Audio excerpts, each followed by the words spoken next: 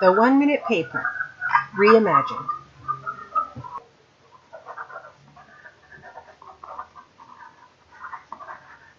Have you ever noticed your students dozing off, daydreaming, or planning their weekend in your class? Stay tuned for tips on how the 1-minute paper, Reimagined, can keep students and teachers engaged in learning. The 1-minute paper is a classroom assessment technique, a type of formative assessment that helps teachers and students to cooperatively improve learning, to become co-producers of learning. It's a brief reflection or a quick dipstick that can be used in small and large classes, for low-level to high-level courses, on paper or online. So how does the 1-minute paper work? The teacher typically poses 2 or 3 open-ended questions to students. Students then take 5 to 10 minutes to write their answers on a note card or half sheet of paper and leave them with the teacher. Responses can be anonymous or not, and graded or not graded. The teacher then reads the responses, categorizes and analyzes them, and shares the results with the class at the next meeting or in an online forum.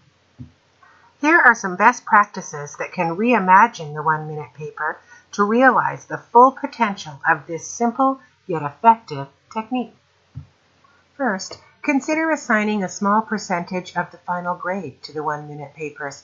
5 to 10% will encourage participation and attendance and attention in class. This means that responses will not be anonymous and ungraded, which are 2 original principles of the 1-minute paper. Second, mix it up a bit by assigning some papers at the beginning of a class, some at the end, and some after a 15 to 20-minute chunk of learning in the middle of a class. A third best practice is to save class time and provide asynchronous e-learning opportunities by creating an online forum for class discussions, sharing learning resources, frequently asked questions, and extended review and clarifications of issues that have been uncovered through the 1-minute papers. Finally, change it up. Pose a variety of questions, starting off with process-related and moving to content-related questions. This allows students to input into the design and delivery of the course at the beginning, then moves on to assess their understanding of the material as the course progresses. For example, have a little fun in your first class by asking students to submit a joke. You will read one joke out at the beginning of each class in the course. At the end of your first class, ask students to write 2 sentences about what they already know about the subject and what they hope to learn in the course. This 1-minute paper will be due at the beginning of the second class.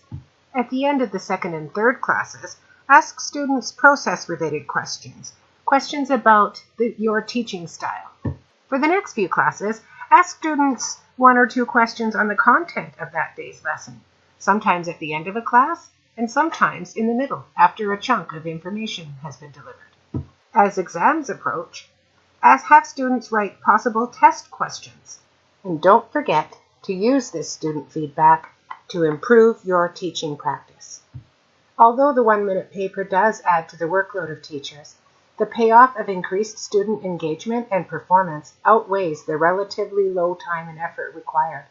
Teachers will enjoy sharing the joy of learning along with their students.